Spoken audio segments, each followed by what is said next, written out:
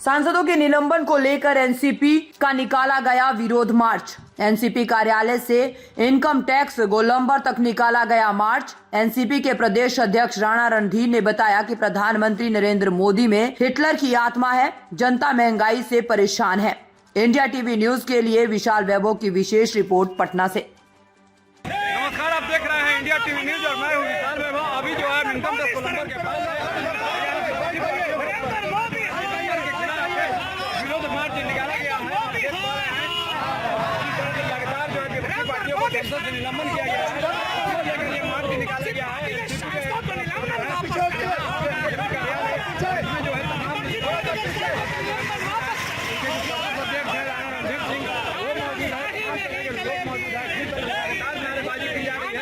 आप देख पा रहे हैं ये बिहार प्रदेश राष्ट्रवादी कांग्रेस पार्टी की तरफ से जो है ये निकाला गया है। क्या कहना है आज जो है विपक्षी पार्टी के शासकों को निलंबन वापस करना होगा।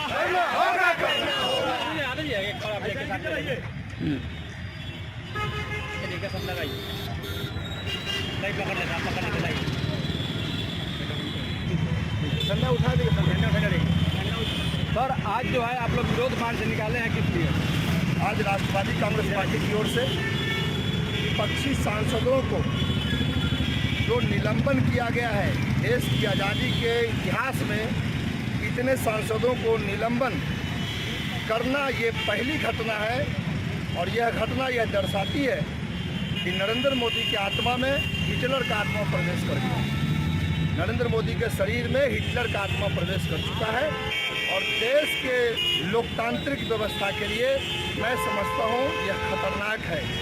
देश की जनता, खासकर मैं बिहार की जनता से आग्रह करना चाहता हूँ कि ऐसे अलोकतांत्रिक व्यक्ति जिसको लोकतंत्र में विश्वास नहीं है, 2024 के लोकसभा चुनाव में अगर आप उसको वोट देते हैं तो बिहार समेत देश की स्थिति बद से बदतर होने वाली है और आपकी एक नहीं सुनी जाएगी।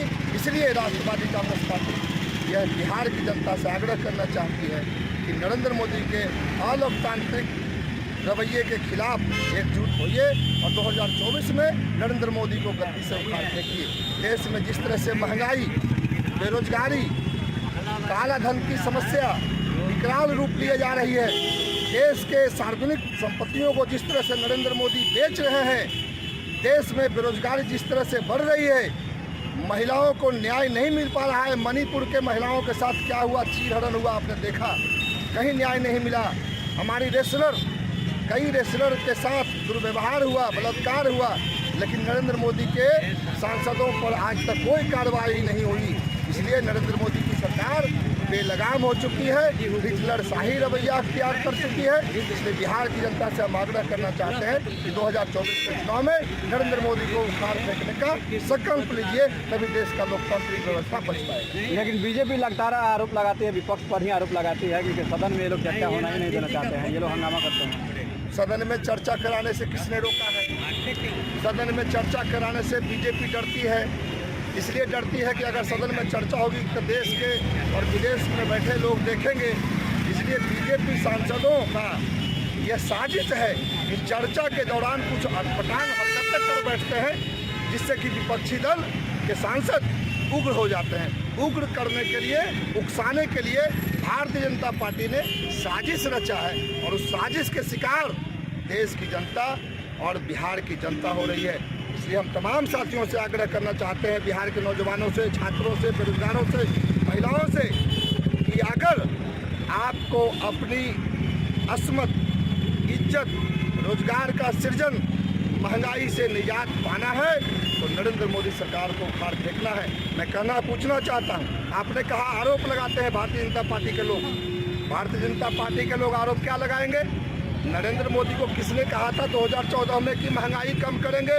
किसने कहा था नरेंद्र मोदी को कि 2 करोड़ नौकरी हर साल नौजवानों को देंगे?